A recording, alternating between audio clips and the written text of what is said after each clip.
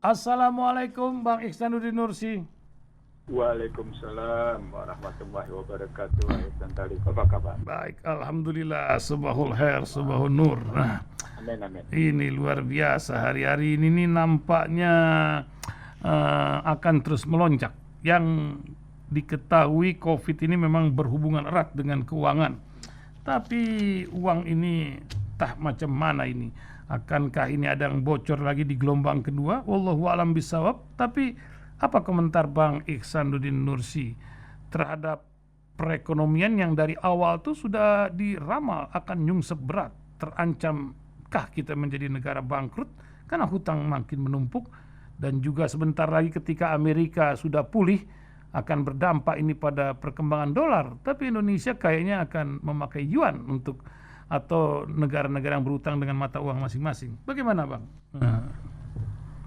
Kalau soal potensi ambruk sudah awal ya gitu kita bicara ya. Ya udah ini sejak Januari lalu. Ya bahkan saya begitu terkena COVID saya menyarankan ke ibu-ibu ya segera amankan, kalau ada tabungannya segera amankan ke emas walaupun 5 gram 10 gram gitu. Bahkan kalau punya dana lebih cari-cari tempat lokasi yang pasarnya bagus supaya duit rupiahnya nggak ambruk gitu. Karena memang situasinya betul-betul tidak bisa unpredictable, diprediksi dengan baik dan ancaman merosotnya kelihatan sekali. Sebagaimana saya sebut, pertarungan rasanya saya pernah bilang ini akan sampai 2025 sebelum surat Bank Dunia beredar ya. Oh iya. Saya duluan yang ngomong ini sampai 2025. Karena memang perangnya akan diperpanjang disebabkan Cinanya tetap tidak bisa ditundukkan. Cinanya tetap melakukan perlawanan gitu. Walaupun ada manipulasi sekelompok warga Cina yang mengakui bagaimana mereka hangat dengan kulit putih. Nah berkaitan dengan itu misalnya kita berhadapan dengan pulihnya Amerika, itu sesungguhnya malah membuat perekonomian di seluruh dunia akan terdongkrak. Persoalannya menjadi apakah perekonomian Indonesia juga akan terdongkrak. Yang saya ingat kalau perekonomian Amerika terdongkrak, sektor keuangan duluan yang ikut terangkat, tapi sektor realnya baru berdampak 3 bulan kemudian gitu. Yang menarik adalah purchasing management indeksnya, manager indeksnya yang kelihatan membaik dan itu menunjukkan memang ada arah pemulihan. Masalahnya sejak awal di kita punya 5 masalah. Kepemimpinan tidak efektif, kebijakan tidak efektif, agenda tidak efektif, itu posisinya masyarakat nggak percaya dan tidak ada kerjasama di antara masyarakat. Ya sudah, apapun kebijakannya nggak akan pas. Tambah lagi dengan Bank Dunia walaupun memberikan pinjaman, lebih dahulu memvonis tentang kerentanan keuangan, vonis tentang lack of certainty atau buruknya penegakan hukum, buruknya pada kredibilitas, buruknya pada kepatuhan pada konstitusi misalnya. Itu juga akan menunjukkan kepada pasar internasional bahwa pasar keuangan Indonesia sukar pulih gitu. Itu karena banyak perusahaan sekuritas asing yang kabur walaupun tetap beroperasi di Indonesia, tapi mereka beroperasi dari Singapura. Nah berkaitan dengan COVID, ini kita harus identifikasi. Identifikasinya apakah memang karena Delta varian atau karena mereka yang sudah berhasil divaksin. Saya tidak punya data apakah karena memang Delta varian ataukah memang yang sudah divaksin yang terkena. Saya tidak punya data soal itu. Tetapi isu gelombang kedua sesungguhnya sudah mereka duga sejak awal bahwa akan ada gelombang kedua. Jadi kalau kita lihat Sri Mulyani misalnya mempresentasikan perekonomian 2021 sudah menduga ada membuat simulasi gelombang kedua. Begitu juga BI misalnya membuat simulasi gelombang kedua. Di semua kajian keuangan mereka itu sudah ada simulasi tentang gelombang kedua. Tapi Luhut bilang ketika gelombang kedua betul-betul terjadi, mereka seakan-akan gamang, seakan-akan tidak siap. Dan Luhut bilang tidak menduga akan seperti ini, lain lagi dengan Gubernur Jakarta. Itu kan lucu. Semua bahwa mereka sudah punya simulasi gelombang kedua, mereka sudah punya prediksi gelombang kedua. Semua, apakah tampilan mereka di DPR, apakah dokumen-dokumen yang beredar di publik, atau kemudian kita lihat kajian BI misalnya, itu mereka punya kajian gelombang kedua. Yang itu tadi ketika kita bicara tentang gelombang kedua dan mereka gamang atau tidak siap menghadapinya, itu berarti perencanaan yang mereka buat di 2021 itu jauh dari prediksi yang mereka bangun sendiri. Artinya ada subjektivitas yang tinggi dalam perencanaan itu. Bukan kan saya belajarnya begini. Kalau perencanaan yang baik itu perencanaan yang dekat dengan kenyataan, perencanaan yang menyelesaikan masalah di lapangan gitu. Itu perencanaan yang baik gitu. Tapi perencanaan yang tidak bisa diaplikasikan atau perencanaan yang tidak mengatasi masalah di lapangan, itu perencanaan yang buruk namanya. Sementara salah satu pengertian anggaran, salah satu pengertian bagaimana kebijakan pemerintah, katakan RPJMN, itu kan satu perencanaan yang sesungguhnya memang hendak dicapai, yang memang diperintahkan untuk dicapai. Apa artinya bikin perencanaan kalau kemudian tidak menyelesaikan masalah di lapangan? Gitu. Coba deh buka dokumen pemerintahan semua, apakah dokumen BI atau dokumen Kementerian Keuangan. Saya cuma pegang 2 dokumen kalau soal istilah ekonomi keuangan politiknya gitu. Jadi keuangan politik atau ekonomi keuangan politik. Saya cuma pegang 2 dokumen. Bagaimana saya melihat Kementerian Keuangan, bagaimana saya lihat Bank Indonesia.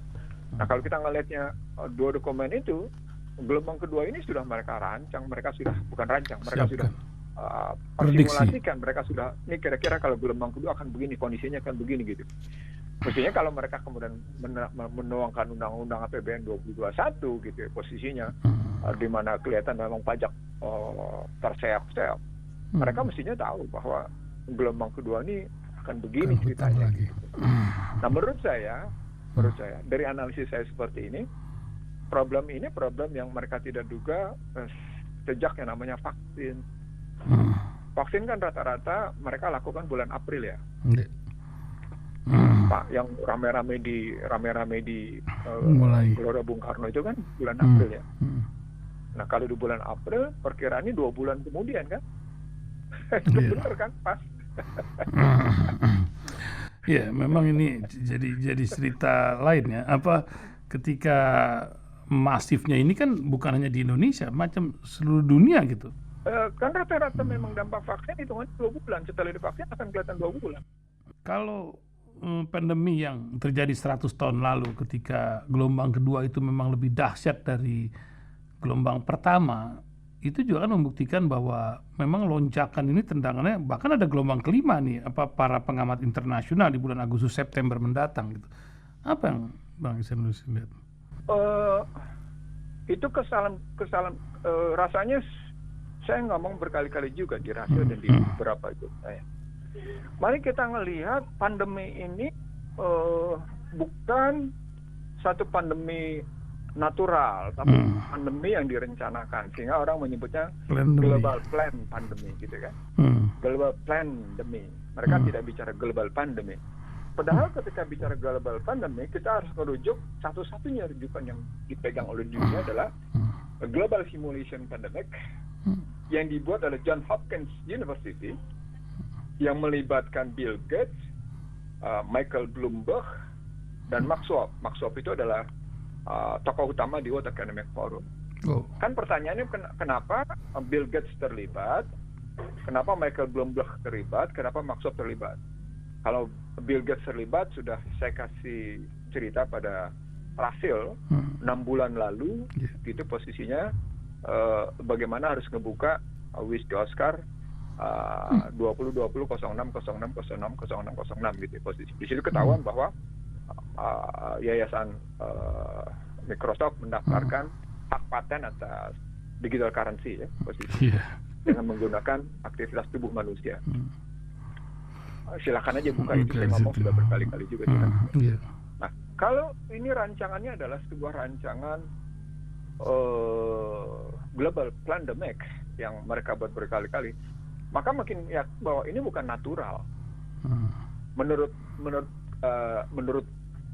dokumen-dokumen yang saya punya, ini berarti mereka memperpanjang rentang peperangan, peperangan ekonomi berbasis biologi.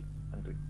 Kalau kita menghadapi satu perang, maka perang akan dimenangkan oleh mereka yang siapa mampu mengendalikan informasi. Saya tanya sama Ihsan Talib atau sama semua pendengar Rasil atau pemirsa Rasil, siapa yang mengendalikan informasi dunia tentang pandemi? Tak ada mereka. Saya kemarin di Rasil mengutip pendapat MIT Peter Temen, betapa yang namanya media massa arus utama itu betul-betul dalam kendali mereka. Sehingga tidak pernah tercipta apa yang disebut dengan kesetaraan, kesamaan, keadilan, hapusnya ketimbangan, hapusnya Gini rasio, kesamaan kulit hitam kulit putih, misalnya kalau pakai kata Peter Temen gitu posisi. Itu kan jadi menjadi bukti bahwa sesungguhnya ketika media arus utama dikendalikan, maka peperangan itu mereka menentukan. Nah, ketika mereka bilang ini kita perpanjang karena ada target-target yang belum tercapai, ya global pandemic-nya diperpanjang. Kalau saya ngelihatnya begitu.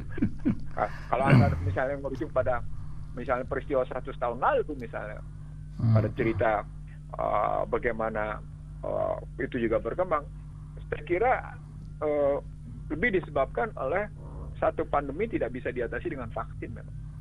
Kita nggak akan pernah bisa mengatasi satu pandemi dengan vaksin. Karena kita harus ketemu dulu dengan yang namanya obatnya, dan riset tentang itu sendiri agak panjang gitu ngelihat. Bukan selalu bermakan tahun. Jadi sekali lagi saya menyebutkan bahwa kita adalah satu bangsa yang terdikte oleh kondisi kekuatan luar. Ya kalau sudah terdikte ya Anda akan masuk ke dalam ritme irama yang mereka tentukan. Anda tidak terbebas sendiri untuk menentukan apa. Di situ ada dibutuhkan satu kemampuan menentukan kemana mana larinya situasi ini, kemana arahnya ini situasi, dan itu memerlukan kepemimpinan efektif, kebijakan efektif, agenda efektif, dan kerjasama masyarakat. Sepanjang itu tidak ada, nggak akan ada kemampuan menyelesaikan pandemi ini. Luar biasa. Ini akan menjadi sebuah perjalanan sejarah. Waktu akan menjawabnya gitu, Bang. Mungkin kita nggak usah jauh-jauh ngelihat Jepang deh. Kita nggak ngelihat Jepang, kita ngelihat Singapura gitu ya. Bagaimana relasi 5 hal tadi yang saya sebut, kepemimpinan efektif, kebijakan efektif, agenda efektif, kerjasama masyarakat yang bagus, lalu kemudian masyarakat memang sukacita untuk melakukan kerjasama dengan pemerintah, tidak ada pembelahan dan pemilihan masyarakat, itu mereka mampu atas itu. Itu contoh. Pada saat yang sama Anda melihat bagaimana Cina, seperti saya sebut seminggu lalu, Cina menerbitkan kebijakan boleh tambah anak. Itu kan artinya ada sesuatu. Kalau inti dari pandemi ini adalah depopulasi, bagi Cina nggak bisa nambah anak malah. Itu kan perlawanan. Jadi bukan sekedar perlawanan pada connectivity war yang saya sebut sebagai perang yang terhubungkan satu sama lain, karena basisnya bukan lagi pada segar senjata militer, tapi pada posisi bagaimana sumber daya manusia yang disebar dengan kapasitas dan kompetensi yang tinggi gitu. Kita kan ngeliatnya begitu jadinya. Jadi ada perlawanan dari Cina bukan sekedar pada perlawanan penolakan pengakuan bahwa mereka menjadi sumber masalah di Wuhan atau di Hubei soal sumbernya C-19 gitu posisinya. Tapi mereka bahkan bilang silakan tambah anak 3 atau 4. Itu perlawanan depopulasi kan. Jadi kalau kita ngelihat ada bahasa terselubung, bahasa tersirat dan terselubung dari Cina bahwa dia total melakukan perlawanan. Itu yang tidak diterjemahkan dengan baik gitu oleh masyarakat pada umumnya. Kita cuma baca begitu saja, padahal di belakang itu ada perangnya makin sengit gitu loh.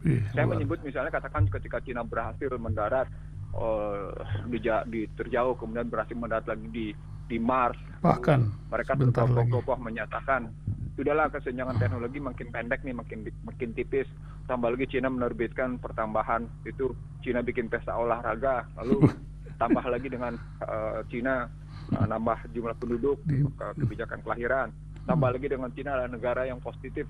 Itu kan perlawanan semua, itu kan peperangan semua. Jadi ada tudingan dari Barat, tudingan dari mainstream yang dilawan dengan kebijakan, yang dilawan dengan yang namanya satu kondisi bahwa mereka utuh melakukan perlawanan itu terhadap the secret society gitu posisinya. Kita juga. Ya, tapi Indonesia ini kan ya sepertinya menjadi ambigu sekarang. Sementara kaki satu masih di Amerika, kaki lain sudah ngacir ke Cina atau Tionghoa. Bagaimana kemarin seorang ketua partai memberikan sambutan ketika Partai Komunis 100 tahun di sana. Nah, ini kan merupakan mau kemana ini sebenarnya ini negeri? Petanya kemana ini? Jadi kalau saya teringat ketika Megawati Soekarno Putri menjadi presiden, menolak permintaan Amerika mengekstradisi salah satu tokoh ulama di Indonesia gitu ya. Ada 3 hal yang ditolak oleh Mega atas permintaan Washington gitu. Lalu kemudian seorang menteri berangkat ke sana dan bicara di Amerika dan terpilihlah dia jadi presiden berikutnya. Nah dari sana bacaannya kesannya terbangun poros Jakarta, Beijing gitu. Ada yang menambahkan Jakarta, Beijing, Pyongyang, Moskwa. Ada yang menambahkan begitu. Saya nggak berani menyatakan itu karena yang saya baca adalah Jakarta, Beijing itu makin nampak. Kebetulan saya di 2000 sebelum itu terjadi, saya sudah berangkat duluan ke Cina gitu ya. Saya mencoba melihat suasana yang dalam 5 kota yang saya sebut itu posisinya. Misalnya kalau kita ngelihat bagaimana Hong Kong, lalu kemudian kita ke Shanghai, lalu kemudian kita ke Nanjing, ke Guangzhou, lalu kemudian kita ke beberapa provinsi. Saya kebetulan mengunjungi 5 provinsi. Artinya yang saya mau bilang, poros yang dibangun itu pada situasi kayak gitu, dan kemudian orang-orang Indonesia yang beraktivitas di sana itu menguatkan bahwa memang terjadi poros Jakarta Beijing gitu posisinya. Apalagi di era SBY ada seorang menteri yang orientasi ke Cinanya kuat, bahkan dituding oleh Rizal Ramli sebagai duta besar Cina di Indonesia gitu. Mungkin ingat ya ketika Mari El Kapangestu dituding oleh gitu, dan sekarang dituding oleh Akbar Tanjung terhadap yang namanya Luhut Binsar Panjaitan misalnya. Dulu Mari El Kapangestu posisinya. Artinya kalau kita ngelihatnya begitu, ternyata Barat memang melihat ada kecenderungan Jakarta condong ke Beijing. Tapi kalau ngelihat kemarin pinjaman yang dari Bank Dunia kayak gitu, maka sesungguhnya ada kegamangan dari Jakarta untuk menghadapi situasi peperangan ini gitu. Ada ketidakmampuan, kalau saya tegasnya, ada ketidakmampuan Jakarta untuk memproporsikan diri dan memposisikan diri. Jadi kalau pakai bahasa manajemen strategiknya, repositioning-nya Indonesia itu gagal atas situasi peperangan ekonomi. Saya ulang ya, repositioning Indonesia itu gagal atas posisi peperangan ini. Nah, repositioning ini sesungguhnya menyangkut soal tadi kondisi perekonomian, utang luar negeri, ekspor, lalu kemudian bagaimana kondisi moneter, bagaimana kondisi kesehatan, bagaimana kondisi hajat hidup orang banyak, itu kan kelihatan. Repositioning itu bukan sekedar posisi Indonesia terhadap eksternal, tapi bagaimana kondisi internal, itu pakai bahasa manajemen strategik analisisnya. Itu akan mengarahkan kita ke dalam satu posisi bagaimana kita menempatkan diri pada diri kita sendiri supaya kita bisa survive, dan pada saat itu kita merasakan situasi di luar menurut tantangan dan perkembangan yang ada. Bukan kemudian orang dalam posisi deglobalisasi Anda tetap melakukan globalisasi, itu kan responnya bukan salah banget gitu. Salah banget. Orang sedang melindungi diri masing-masing ya, dia pasrah diri. Itu yang berkali-kali saya nggak mau kayak gini di depan para menteri. Ingat betul bagaimana saya ketemu Sri Mulyani, saya ketemu dengan namanya Luhut Binsar Panjaitan gitu dalam sebuah forum di Tirtayasa posisinya gitu ya, di PT IKA posisinya, di mana mereka bikin seminar, saya salah satu penyanggahnya gitu posisinya, dan saya nggak sekalimat 2 kalimat, tapi sekalimat 2 kalimat itu menunjuk pada kebijakan pokok yang dibangun oleh pemerintah itu tidak dalam perspektif merespon secara baik dalam rangka repositioning Indonesia. Itu terhadap Gubernur Bank Indonesia, itu terhadap Menteri Keuangan, itu terhadap Luhut Binsar Panjaitan, itu terhadap Kapolri saat itu gitu loh. Luar biasa Bang. Kita urusan ekonomi ini kita singkirkan dulu Bang. Kita ingin mengorek entah kita ini masih bisa berpegang pada konstitusi atau tidak karena oligarki sedemikian kuatnya. Tapi saya ingin mengenang perjalanan anak bangsa ini karena antum juga ini kan kayak multi talents untuk kita tanya ini. Pendengar ingin bertanya tentang mengenang dekret presiden 5 Juli. Ini kan 6 Juli sekarang. 5 Juli itu kemarin. 62 tahun ketika Bung Karno mengatakan kami berkeyakinan bahwa Piagam Jakarta 22 Juni menjadi jiwa Undang-Undang Dasar 45 dan adalah merupakan satu rangkaian kesatuan yang tidak dapat dipisahkan dengan konstitusi tersebut. Nah, ini apakah bagian dari lip service atau bagaimana Bang? Ini banyak orang lupa ini tentang ini, apalagi anak-anak muda sekarang. Silakan. Ada kajian menarik gitu ya. Kajian menarik tentang ini. Kajian pertama adalah apa sih dasar hukum dekret gitu posisinya. Saya jawab negara dalam keadaan darurat. Jadi kalau ada pakai bahasa hukumnya Noodstaatrecht gitu. Jadi hukum negara dalam keadaan darurat. Itulah keluarlah dekret Noodstaatrecht gitu. Bukan Staatnoodrecht, bukan negara membuat satu kebijakan yang terbalik posisinya. Itu diperkenankan dalam konstitusi dalam rangka mengatasi kehidupan berbangsa dan bernegara dan dalam rangka menjamin kesinambungan dan kelangsungan kehidupan berbangsa dan negara. Jadi Noodstaatrecht itu dalam rangka menjamin negara dalam keadaan darurat. Ketentuan negara dalam keadaan darurat adalah negara dalam rangka menjamin kesinambungan dan kelangsungan kehidupan berbangsa dan bernegara berbasis konstitusi. Bukan berbasis mau-maunya diri ya. Saya garis bawahi ya. Bukan berbasis mau-maunya penguasa. No. Bukan. Bukan berbasis mau-maunya kekuasaan. Tapi maunya konstitusi ini kemana nih? Itu dijamin. Makanya keluarlah dekret itu yang kemudian dinyatakan oleh Bung Karno sebagai menjiwai, kalimatnya menjiwai. Jadi Undang-Undang 45 itu dijiwai oleh Piagam Jakarta dan merupakan satu kesatuan yang utuh. Artinya sesungguhnya kalau kita mau ngambil begitu ceritanya, maka ini kajian berikutnya secara politiknya. Maka sesungguhnya politik 4 kaki yang muncul karena pemilih 55 itu dianggap sudah tidak berhasil menyatukan Indonesia. Dekret itu berusaha mempersatukan Indonesia. Jadi tematik besarnya di sini hebatnya pemikiran Piagam Jakarta. Tematik besarnya adalah kabinet 4 kaki hasil pemilu 55 itu dianggap tidak mampu menyatukan kehidupan berbangsa dan bernegara. Konflik terus-menerus terjadi posisinya. Itu posisinya. Kami belum lama berdiskusi soal ini, tapi saya lebih menggunakan tesisnya beberapa ilmuwan barat gitu, dan kemudian saya melihat sendiri betapa kajian-kajian yang muncul itu lepas dari posisi bagaimana kalimat menjiwai dan merupakan satu kesatuan itu posisinya. Nah, repotnya Bung Karno dalam peta 59 ke 65 itu tidak balik ke situ.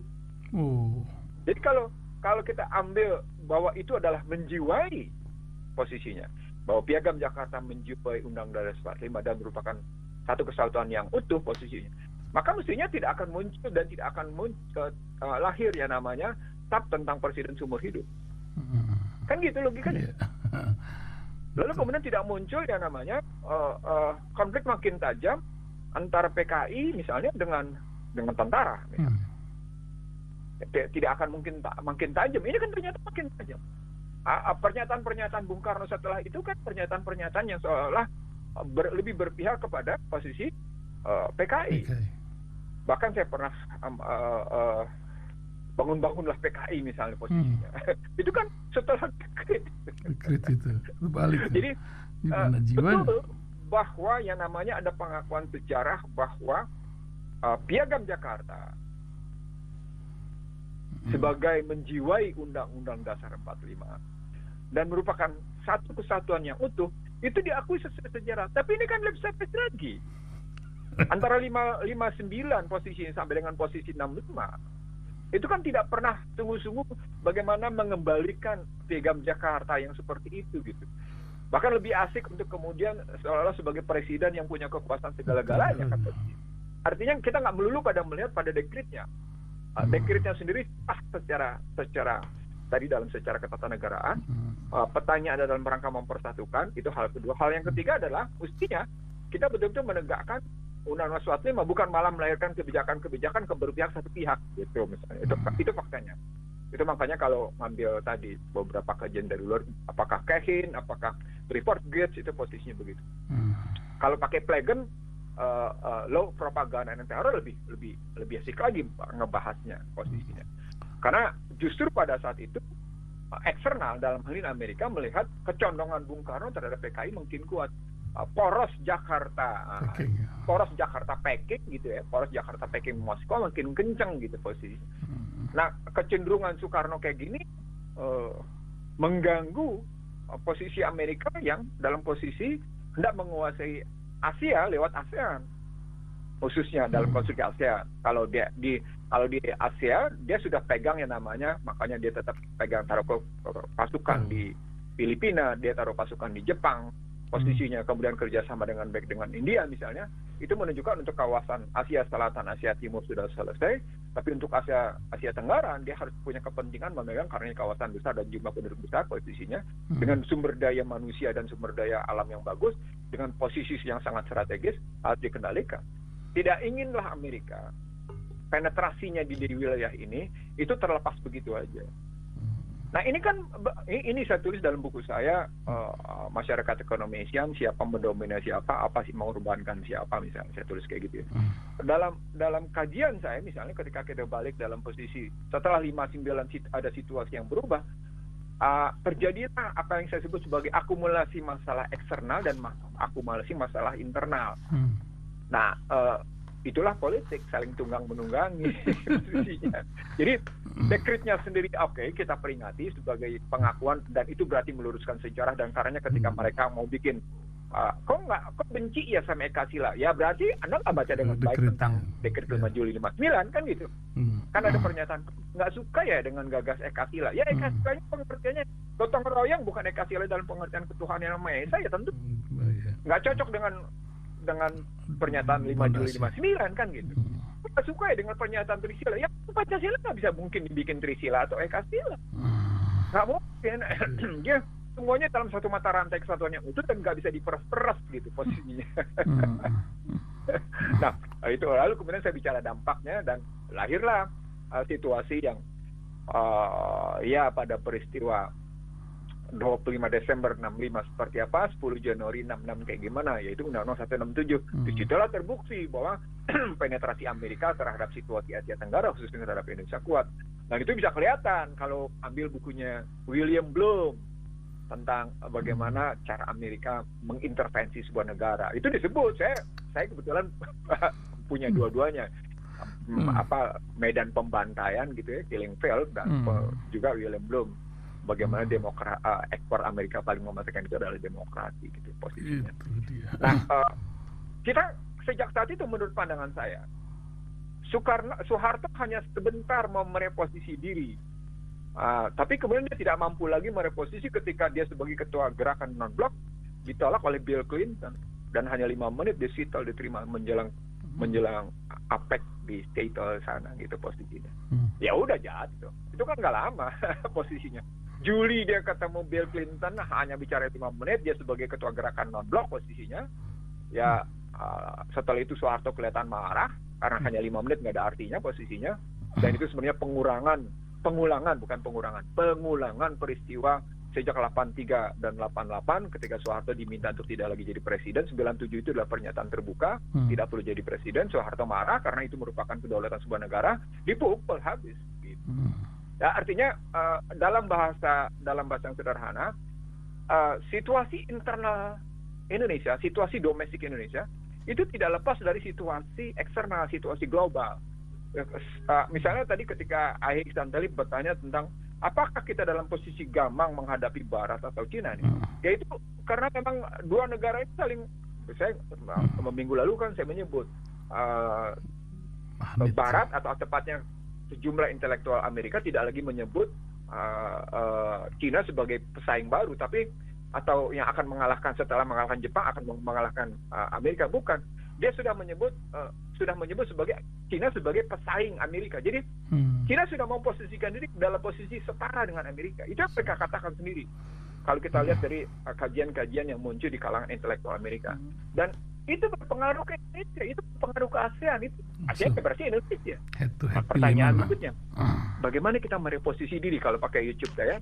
Bagaimana kita memposisikan diri kita dalam posisi kayak gitu? Jadi kalau kita gampang memposisikan diri kita, ya sudah lah jadi bulan-bulanan. Gitu bahasa sederhana. Ya kan harus di tempat kepemimpinan tidak efektif, agenda tidak efektif, kebijakan tidak efektif, masyarakat terbelah, tidak ada dukungan, kepercayaan nggak ada. Asik kita diombang-ambingkan. Luar biasa. Itu yang pernah kita bilang betapa kita tidak mampu mengayuh di dua karang dengan gelombang dan badai yang luar biasa. Gitu. Luar biasa karangnya. Nampaknya karang ini terjadi juga, Bang Ihsanuddin Nursi, di negeri yang panjang konflik ini. Hari-hari ini Mahmud Abbas digoyang oleh demo internal gara-gara Nizar Banat dipukulin dalam sebuah rumah. Ini menyebabkan Fatah menjadi gamang dan Hamas akan naik, tapi dunia tidak berkenan. Sementara alat-alat pukul dibeli dari Israel. Ini kan pusat dari konflik dunia, banyak orang bilang. Apa yang Bang Ihsanuddin Nursi lihat dari perkembangan di tepi barat ini, selain di Gaza sendiri yang memang sedang kucar-kacir akibat perang kemarin?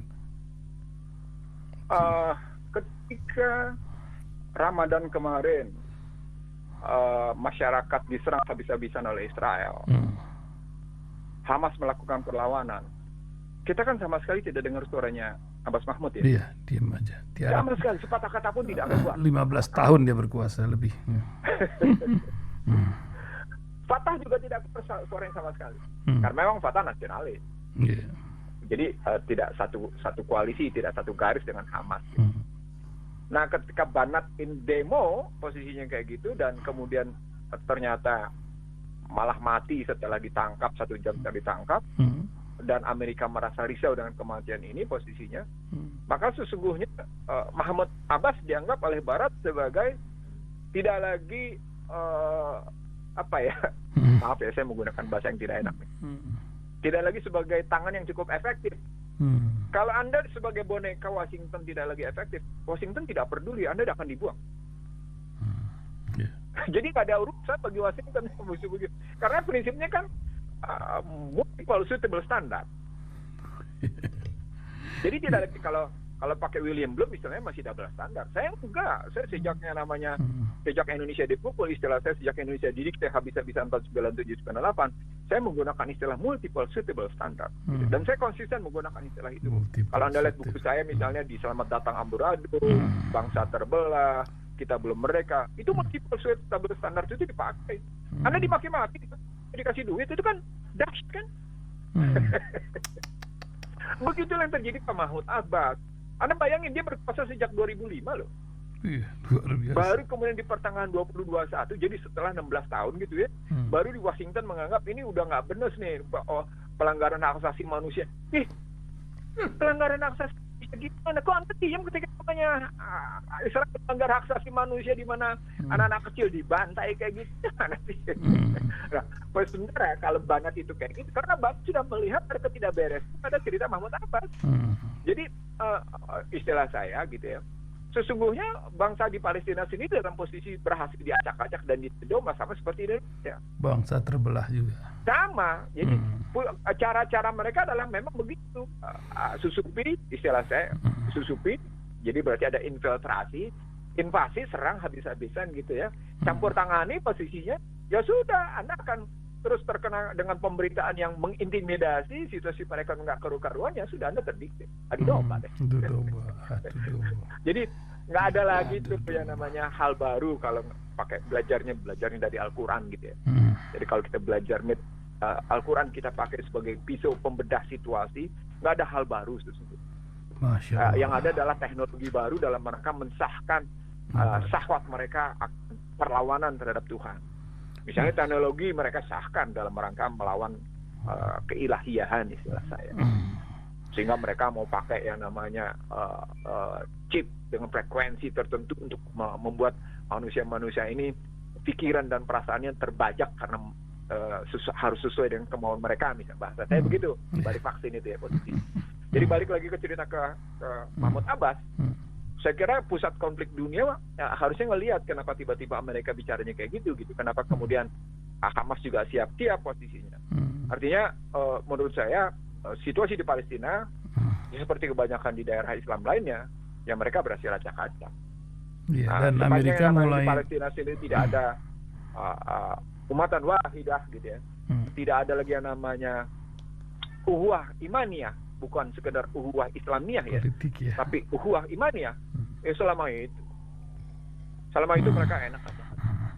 Kita punya uhuwah islamiyah, tapi kita tidak punya uhuwah imaniyah. Bisa bertahan nggak? Susah. Iman hati itu. Pertahanan kita pertahanan kafir, pertahanan kemasan istilah saya. Jadi casing defense management system, jadi sistem pertahanan berbasis casing. Ya, pertahanannya cuma pertahanan baju gitu dari angin yang, tapi tubuh Anda sendiri Anda biarkan lemah ya, sehebat apapun baju lo akan berantakan juga. Oleh karena itu teman-teman yang sekarang sedang isoman pun pertahanan imaniah ini sangat penting. Dunia ini kan sandiwara. Banyak orang sekarang ini mulai lagi membaca Quran dengan suara lebih terdengar, ternyata itu dapat menjadi imunitas kita yang luar biasa. Sebagai penutup Bang Ihsanuddin Nursi, karena ini pendengar kita pun banyak sekali yang sedang isolasi mandiri di rumah. Apa yang bisa Anda ingatkan untuk memperkuat keimanan dalam menghadapi ini? Lalu menghadapi kesehatan masa depan atau menghadapi kematian masa depan? Gimana Bang? 2 minggu lalu saya bicara tentang kalau pakai bahasa umumnya konsistensi, kalau pakai bahasa kita istiqomah. Istiqomah ilmu rasa, ilmu pikiran, sama ilmu tindakan. 2 minggu lalu saya bicara itu di Rasil ya. Ada pernah. Nah, dalam rangka isolasi mandiri atau dalam rangka sekarang posisi sekarang, mari kita tingkatkan posisi ilmu rasa. Ilmu rasa yang pertama adalah gitu posisinya. Sejak awal saya bilang kita harus pandai-pandai membentengi diri dari rasa nggak karu-karuan misalnya.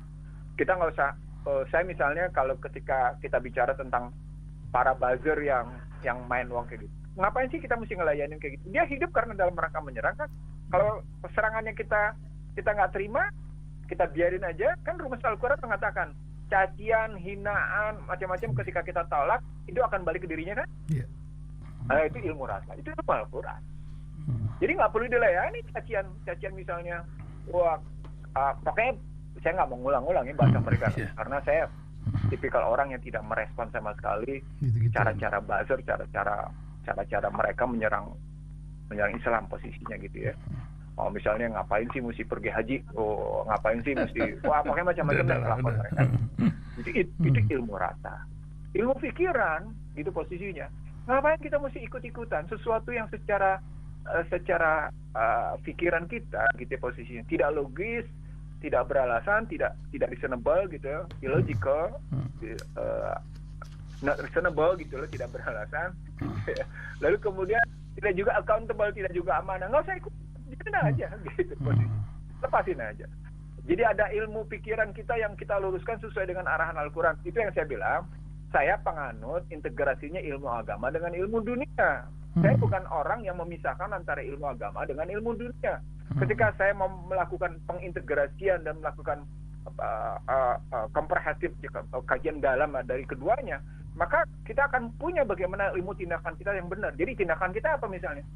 Ya kita nggak usah, kan saya pernah bilang juga berkali-kali di radio, saya mungkin berbeda dengan miliaran manusia sedunia gitu dalam persoalan vaksin dan dalam persoalan COVID dan COVID-19 dan vaksin. Saya nggak ada urusan dengan ngambil jarak gitu. Ketika Tetap ada 9 istiqomah. ulama dan 1 ulama menyatakan berbeda, 10 ulama menyatakan tidak, ini begini, ini begini. Ini orang nggak punya ilmunya ngomong sembarangan gitu loh. Nggak boleh. Anda ngutip ayat. Mati Allah, mati Rasul, wa ulil amri minkum. Nah, ulil amri itu bagaimana kemudian Anda ganti? Jadi dalam rangka isolasi mandiri itu yang pertama. Jadi konsistensikan Anda, istiqomahkan ilmu rasa Anda, ilmu pikiran Anda dengan ilmu tindakan Anda. Itu posisi. Yang kedua gitu ya, seperti saya juga bagi ke Ihsan Ali posisinya. Saum jangan ditinggalin karena saum itu membangun kekebalan. Nah, itu. Saum itu gitu ya, saum menurut saya ada teman yang saumnya Daud gitu ya. Yeah. Wah, itu malah lebih ini lagi. Saya kan cuma ya kebetulan sudah saya lakukan biasa-biasa aja. Jadi enak gitu posisinya. Jauh itu jangan ditinggalin. Berikutnya. Lalu makanan berikutnya. Makanan juga yang betul-betul halal thayyib, jangan hal tapi tidak thayyib gitu. Artinya rezeki kita beresin posisinya. Itu. Baca Qurannya jangan ditinggal walaupun cuma 15 menit. Tapi bacanya bukan cuma sekedar baca, tadabbur posisinya. Gitu. Terjemahnya. Ditadaburi betul posisinya, dipahami betul misalnya ini kemana maunya gitu posisinya. Yang paling menarik adalah jangan berhenti silaturahim. Jangan berhenti silaturahim. Ini protokol kesehatan itu kalau disadari itu betul-betul memangkas keimanan kita kok. Dia bertentangan sama protokol Allah, protokol Rasulullah, Pak. Kok kita ikutin? Misalnya soal masjid, sejak awal saya bilang Allah yang menyatakan lebih kuat atau manusia yang lebih kuat. Aneh-aneh aja. Nah, Ihsan Talebi menjadi saksi. Saya nggak peduli itu soal sholat Jumat, saya tetap sholat Jumat. Pernah saya bilang kan? Begitu juga yang namanya sholat Id. Begitu juga yang namanya tarawih. Nggak ada urusan, biar aja. Bahkan saya tetap sholat malam tuh gitu ceritanya. Artinya saya ingin mengatakan begini. Itu kalau kita sampai ikutan kayak gitu, itu artinya otoritas dunia lebih kuat daripada otoritas Allah terhadap kita. Nah, kalau saya ambil ayat-ayatnya, waduh, luar biasa di situ kalau. Loh, Al-Quran itu ditujukan bagi kehidupan manusia di dunia kok, bukan ditujukan bagi manusia untuk setelah di dunia, bukan. Betul. Ditujukan bagi manusia dunia dalam rangka keselamatan di akhirat. Gitu mestinya. jadi jangan sepotong melihatnya gitu. Jadi, Masya Allah. sekali lagi saya bilang balik ke Al-Quran posisinya. Amin. Pelajari hadisnya. Jangan hadis-hadis yang sepotong-sepotong. Misalnya ketika Rasul menyatakan nanti akan ketemu satu zaman di mana kebohongan dianggap sebagai sebuah agungan gitu misalnya. Kematian mendadak akan banyak. Ini kan harus kita kaji lebih dalam kenapa mesti begini gitu. Kenapa mesti situasinya begini gitu posisi. Anak sejarah. Hadis itu mesti kita kaji lebih dalam konteks dengan ayat. Nah, ijma kiasnya utama gitu ya. Itu menjadi pegangan kita kesekian. Kalau dia cocok sama hadis dan ayat. Kalau ijma dan kias tidak cocok pada ayat dan pada hadis, tinggal kias itu. Kalau ijma dan kias itu tidak mati kok. Sepanjang kita punya metodologi, sepanjang kita punya kemampuan membongkar-bongkar bahasa saya semantiknya gitu. Melakukan restrukturisasi semantik dari ijma kias itu untuk balik dalam ayat dan hadis. Misalnya tentang maqasid syar'i yang saya kutip dalam konstruksi ibadah misalnya. Itu kan lebih kuat ayat dan hadis daripada maqasid syar'inya. Contoh sederhananya begitu. Sebagai penutup, menghadapi isolasi mandiri dibutuhkan mekanisme pertahanan total. Pertahanan tubuh, pertahanan pikiran, dan pertahanan rasa. Nah, dibutuhkan nggak pencegahnya? Butuh. Tapi pencegahan yang paling kuat bukan ada di mana-mana.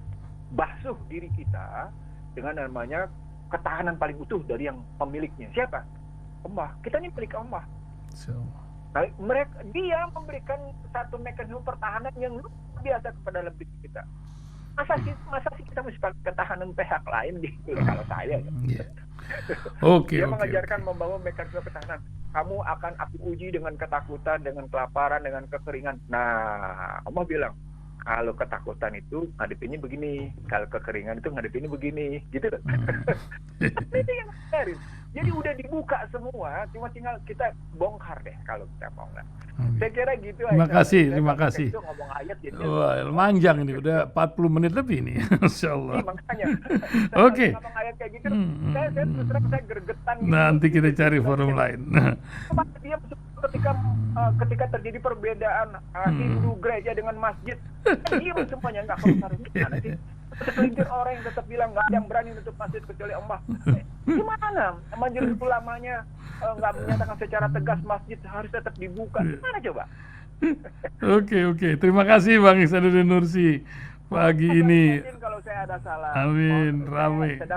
Kita manusia yang belajar, yang pedoman belajar kita dari Al-Quran dan hadis. Iya. Sambil memohon ampunan dari Allah dan memohon ampunan dari siapapun yang mendengar gitu ya, supaya kita bisa hidup dalam posisi tentram damai, dalam posisi nafsul mutmainah.